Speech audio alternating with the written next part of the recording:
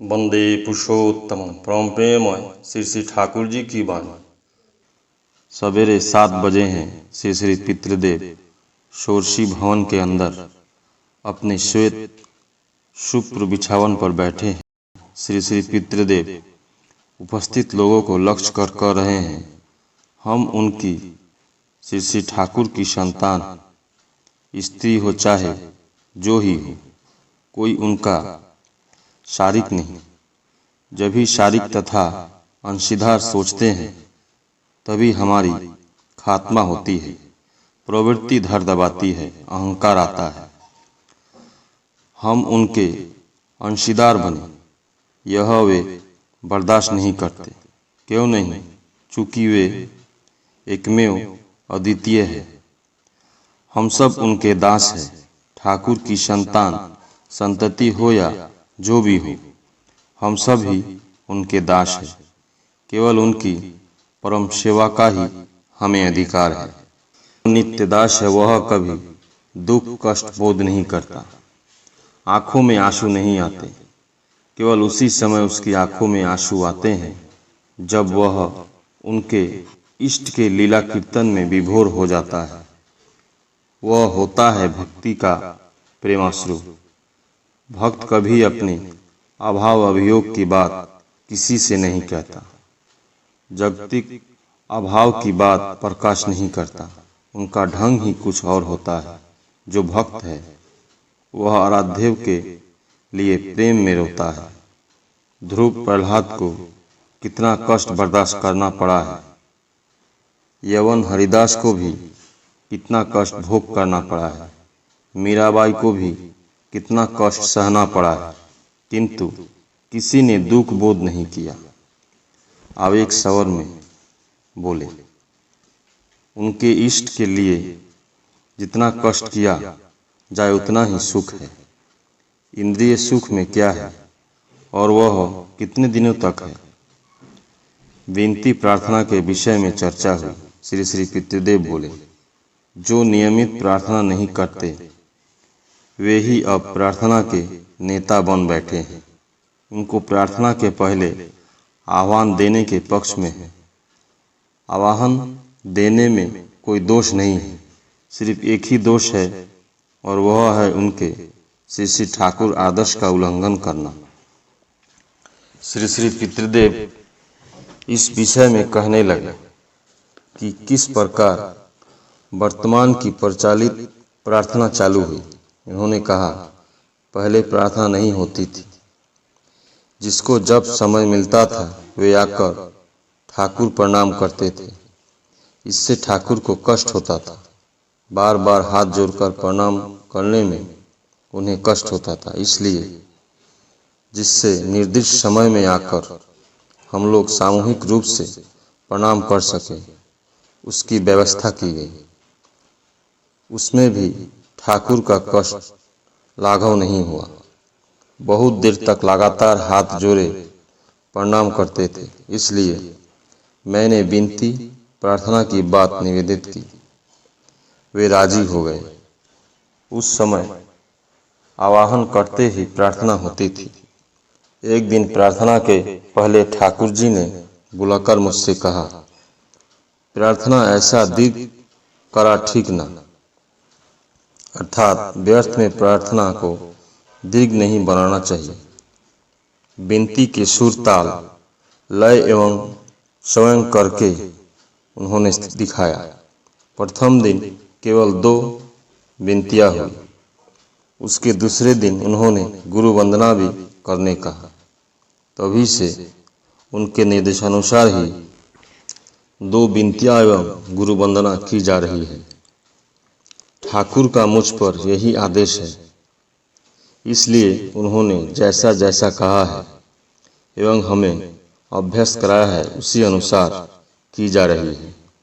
दूसरे ढंग से कहने का अर्थ है कि ठाकुर का उल्लंघन करना। उनको कहते हैं, जब ठाकुर अस्वस्थ थे तभी उन्होंने प्रार्थना संक्षिप्त की है, ऐसी बात नहीं है। उस समय ठाकुर अस्वस्थ नहीं थे। ठाकुर ने जब जो कहा है उस समय स्वस्थ अस्वस्थ की कोई बात ही नहीं। अन्यथा ठाकुर ने अभी कुछ वाणी दी, बाद में कुछ और दी, ऐसी ही होता है। पर ऐसा हुआ नहीं। ठाकुर है चिरंतन, उनकी कथनी और वाणी में कोई परिवर्तन नहीं होता। श्री श्री पितृदेव ने आलोचना प्रसंग के द्वितीय खंड 33-34 पृष्ठ संस्करण में 38 पृष्ठ को खोलकर देखने कहा। गोसाईदा ने श्री श्री ठाकुर की बातें हो रही थी। ठाकुर ने कहा, पौरोहित्य करते समय यह ध्यान रखना चाहिए, किसी अनुष्ठान को अयथा दीर्घ नहीं किया जाए। दीक्षादान के मामले में भी यही बात है।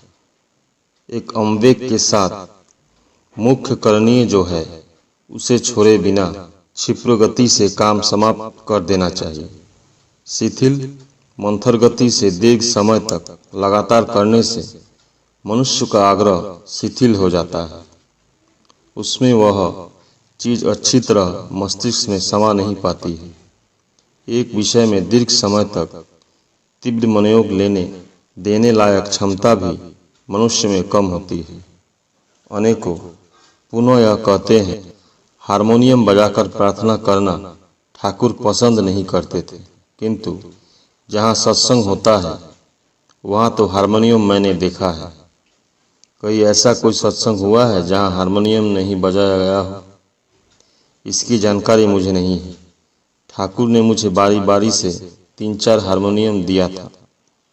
श्री श्री पितृदेव कहते जा रहे हैं, जन्म जन्मांतर की साधना के फलस्वरूप हम उनकी संतान हुए हैं या कोई उनका सगा संबंधी हुआ है, किंतु उनका कोई शारीक नहीं है। वे शारीक टरीक नहीं पसंद करते हैं। उनकी संतान हो और सद्गुरु ही हो, मुनि ऋषि जो ही हो, वैसा भाव आते ही शरीर का भाव उसे बिल्कुल नीचे गिरना पड़ेगा। वे अनंत है, हमारा चलन भी अनंत है। हम सब उनके दास है, नित्य दास है।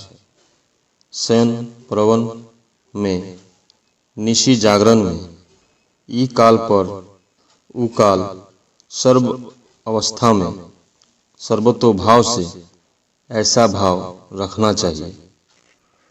दीक्षा में भी दीक्षा ग्रहण करने के समय उच्चारित मंत्र और संकल्प लेते समय वही बात है। थोड़ा रुककर चित्रपट में देखा जाता है कि अनंत शैया पर नारायण शायित है। स्वयं लक्ष्मी उनकी चरण सेवा में नियुक्त है।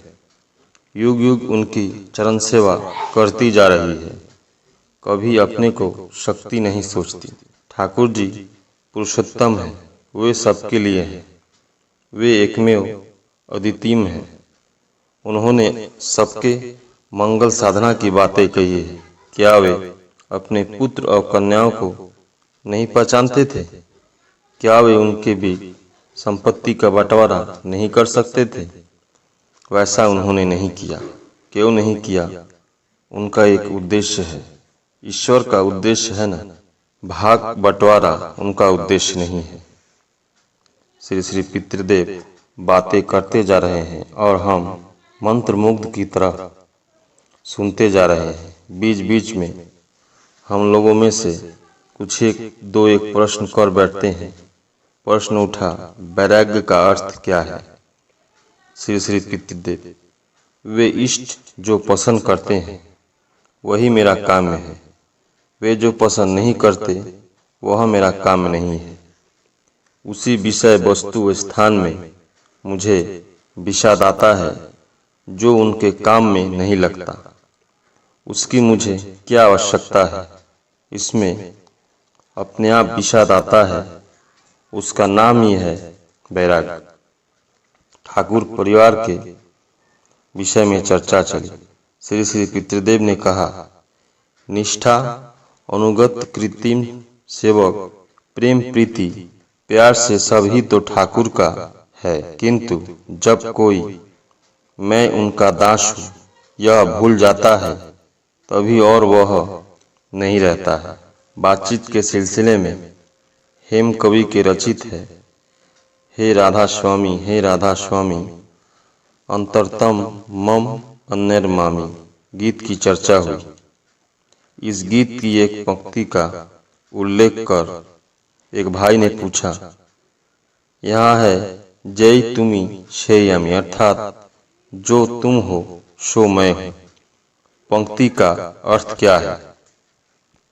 श्री श्री पितृदेव ने खूब सहज सरल परिमित शब्दों में उत्तर दिया। इसका अर्थ है, तुम ही हो, मैं ही हूँ। तुम प्रभु हो और मैं दासी हूँ। नित्यदास भाव नहीं रहने पर उनका रसस्वादन करना संभव नहीं। वर्तमान में श्री श्री ठाकुर के कतिपय कथाकथित शिष्यों के प्रवृत्ति अनुसार इष्ट आराधना की गति देखी जा रही है। इष्ट संपत्ति को अपने स्वार्थ के हित विनायित करने की जो होड़ लग गई है, इस प्रसंग में पितृदेव ने कहा, यदि ठाकुर साधारण गुरु या सदगुरु होते तो वे सबको अपनी संपत्ति बंटवारा करके जाते, किंतु ठाकुर वह नहीं है। वे एक और अद्वितीय है, इसलिए उनके निकट ओरस जात सभी समान हैं। उन्होंने एक व्यक्ति पर भी सारा दायित्व सौंप दिया है। ठाकुर ने कहा है, एक आदेश में चलते हो, उनसे ही समाज हो। यदि अभी भी इस दायित्व का पालन न कर सकूं, तो जो एक करेगा उस पर ही दायित्व आएगा। उसके पश्चात संतान लोगों में यदि कोई दायित्व पालन कर सकेगा तो वही चलाएगा, या यदि कृष्टि संतान में वैसा कोई रहे तो वही दायित्व लेकर चलाएगा। पुनः ओरस जात संतान में कोई वैसा न रहे, कृष्टि जात संतान में न रहे, तो बाद में जो कोई अपनी इच्छा के अनुसार बन जाएगा, उस समय वही चलाएगा। कभी सब कुछ जंगल भी हो जा सकता है, सब खत्म हो जा सकता है, किंतु उनकी पुस्तक रह जाएगी, उनका वाद आदर्श रह जाएगा। उन्हें पुस्तकों को रखने के लिए, छपा कर रखने के लिए ठाकुर का कितना आग्रह था। बातें करते करते श्री श्री पितृदेव का मुखमंडल जाज्वल्यमान हो उठा। हम सब उनकी ओर एक दृष्टि से देखकर अमृत रसास्वादन करते करते जागतिक विषय, आशय, अभाव, अभियोग भूल गए। मन में यह भावना उठी कि स्वार्थ, दुविधा, द्वंद्व, कलुषता, त्रुटि, विच्युति के साथ सुलहनामा किए बगैर क्यों नहीं इसी क्षण जीवन यौवन को समर्पित कर परम करुणामय श्री श्री ठाकुर के आदर्श परिपूरण हेतु तीव्र गति से कूद पड़ो और परमराध्य पितृदेव का पदांक अनुसरण करते हुए अवाध गति से आगे बढ़ता रहो।